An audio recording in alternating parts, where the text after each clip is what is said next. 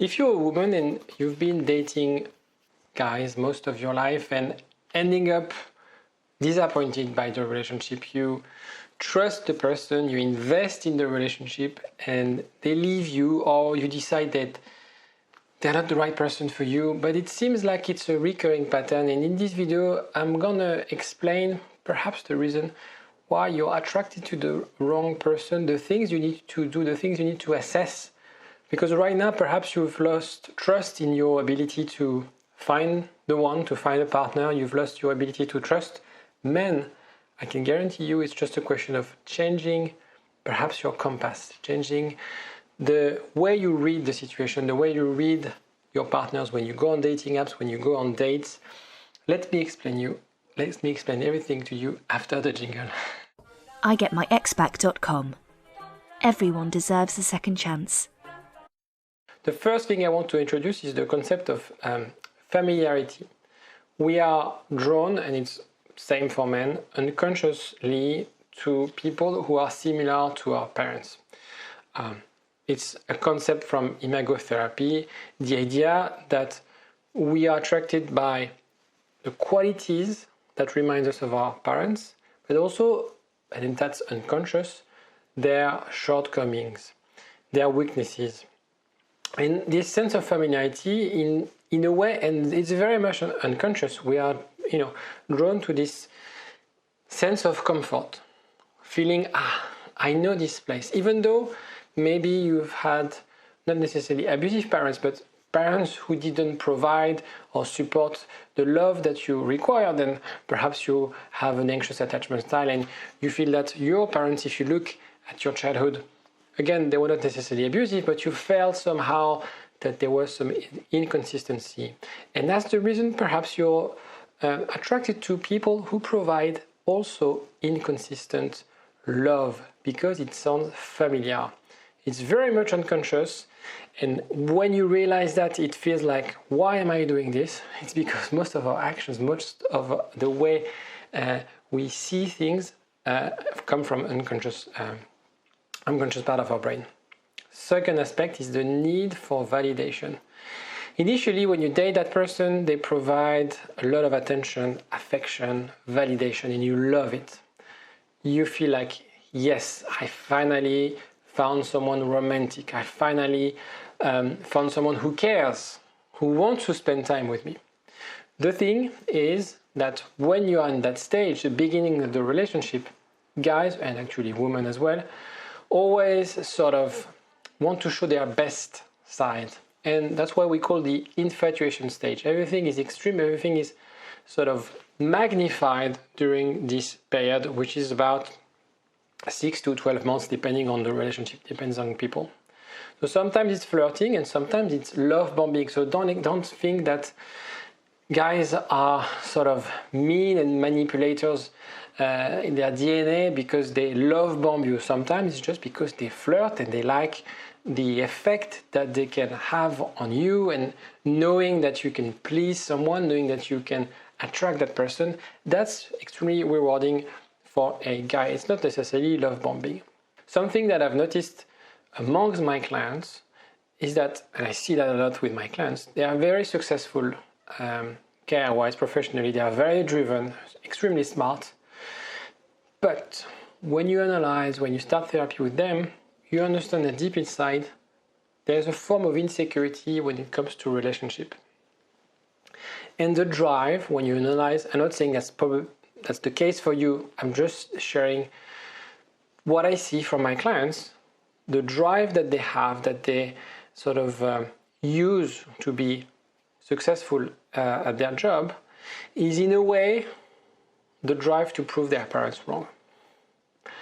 I'm not that little girl anymore, I can do that. I can be a doctor if I want, and I will prove it to you. So sometimes it's just a question of showing it and having, it's very much unconscious. I'm not saying people are doing it like they are obsessed about getting from their parents, I'm proud of you, my daughter.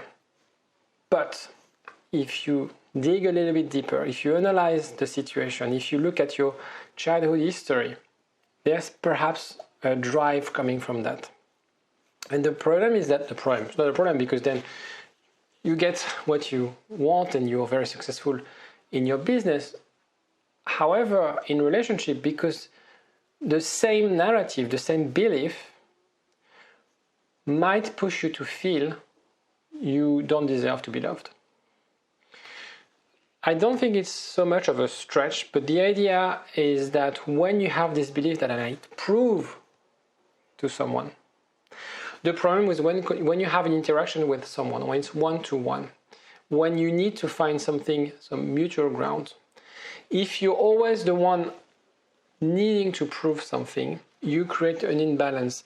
And guys are not necessarily toxic, but the problem is by always wanting the validation, wanting to be great, be amazing, getting that validation, you might seek the wrong people who would feed these things by being inconsistent.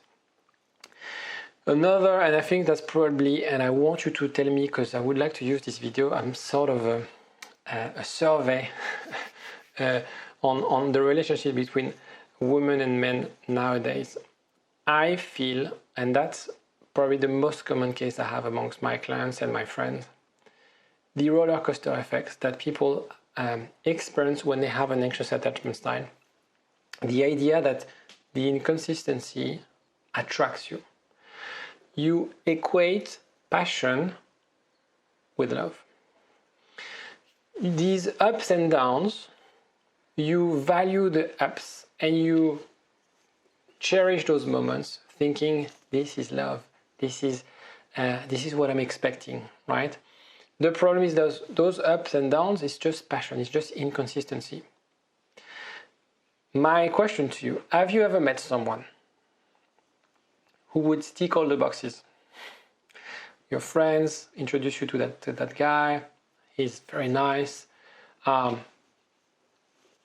great guy, very nice, smart, good looking, very stable. And yet you feel like it's boring, it's not exciting.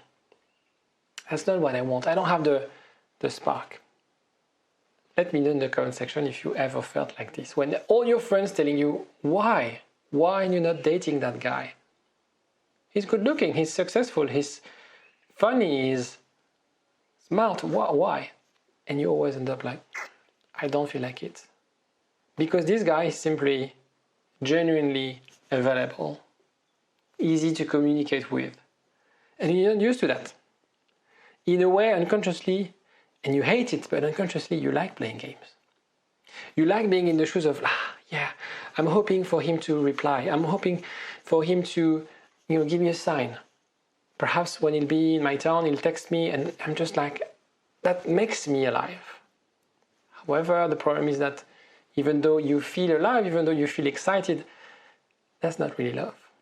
That's inconsistency. So what I want you to do now, or reflect on today, is to reset your compass. It's not about you. The problem is not you. The problem is not the guys. The problem is your compass. You need to understand your own story. You need to understand where your insecurities are coming from, because they shape your belief system around men. And those things, they don't necessarily take their source in childhood. Could have also been from different relationships. The first relationships, sometimes they define how we see relationships. Just a reminder, because I see that very often on Instagram and all the social media. He's an NPD, he's a narcissist. 95% of the guys are not NPD, do not have NPD. 95% of the guys. So perhaps your ex has NPD. But trust me, if you go on a dating app and you meet a guy, it's very unlikely that this guy will be considered as a narcissistic personality disorder. So your challenge is to stop accepting a relationship that doesn't meet your need. And when you feel that the person is toxic, when you feel that the person is inconsistent, remind yourself of the roller coaster. Don't equate this inconsistency with passion. Don't feel that the thrive that you get from not knowing what's going to happen, this excitement is love. No, it's not love. That's not how you treat your wife. You treat your wife by being consistent, by showing up, by being clear in your communication, by committing, right? It's not by playing games, it's not by pretending. So remind yourself of this. It's not about you, it's just about the compass, and it's time to reset it. So here's my tip. Be slow to fall in love, but strict with your boundaries. The problem that people have is that they fall in love very quickly because the fairy tale and so on and so forth, and because they are attracted with this story, they fail to recognize, oh, hold on, these are my boundaries, I don't want to be treated this way. Remember, and especially the case if you're a woman, you are the prize to win. In a way, you have the best situation when it comes to dating. We often think that the guys need to make the first move, but in reality, especially now dating apps are designed like this, women can make the first move. They are the ones deciding. Stop playing game. You're too mature for that. If he wants you, he shows up. Otherwise, next, and you move on. You let him in the past. And if you dump him and he realizes what he's losing, he's going to run after you. But don't waste your time trying to fix things where there's no respect. There's no investment. It's not mutual. And I don't care if he's avoidant. I don't care if he had a difficult or traumatic childhood. Honestly, I don't care. You're not his therapist. And if he feels that there's nothing wrong or he doesn't need help to develop a secure attachment style, for example, that's not your problem. You are doing the work, developing a secure attachment style. If he doesn't, then that's his problem. And that will be the problem for his next girlfriend, not to you. Another thing that you can, if you want to feel sort of motivated and not lose hope, because sometimes it's very difficult when you feel like, oh, I keep on dating the wrong guys. Remind yourself that men are usually little boys, especially when it comes to relationship. And we want to be shown what to do. So don't make any assumptions. Be transparent with your expectations. Of course, work on having realistic needs, but be upfront, be clear. And if he doesn't want to play by your rules, next, you move on. You find someone else. Trust me, you find someone else. So stop thinking, and this would be the last words of my video, and let me know. I really want this video to be a debate, so let me know in the comment section. Half of my audience is women, and I want to know in this video whether you have an anxious attachment style, whether you're secure, whether you're avoidant. I want to know if you feel you relate on those examples. If I stay long enough, he'll change. No. If you stay long enough, he will actually feel complacent that she's okay with that. Why would I make an effort? Why would I change? There's no pain. I'm okay with the situation. It seems that she's okay. Why would I change? It's not his fault. He has his reason. Yeah, he's had a difficult childhood. He's very busy with work. I don't care. What matters is what he can bring to you. At the end of the day, you're giving in. He needs also to give back. If it's only one-way relationship, again, next. With me, it will be different. I will change him. I see that every single day, thinking about that. Of course, we want to know that we are the hero. We want to feel that we can have an impact on people. Don't start a relationship. Don't try to pursue a relationship thinking, I will change that person. Nobody changes anyone. The only person who can change himself is him if he wants to do it. So my clients, for example, I'm not changing them. I'm just facilitating the work. And their ex are not changing them. They're deciding, okay, I want to change, I want to grow, I want to learn. And I need some help to do that, and I do this work. If your partner is not in that mindset, you are wasting your time.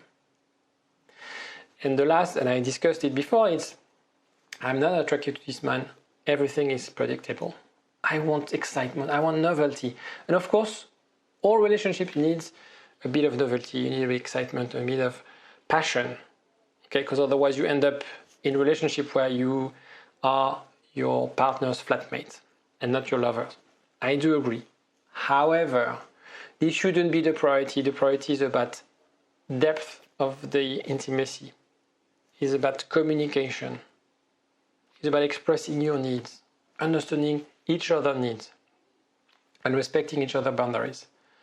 Then the passion is the cherry on the cake, but not the other way around. Let me know in the comment section if you can relate on those things. I will see you next time. And if you like this video and want to watch more videos on dating and not necessarily breakups, like the video. I'll know I need to do more of them. Take care of yourself, ladies. Bye-bye. For a long time. Get up, nah, I ain't a quitter. Toss me the ball, I'm a really big hitter. Big picture, I'm a straight killer.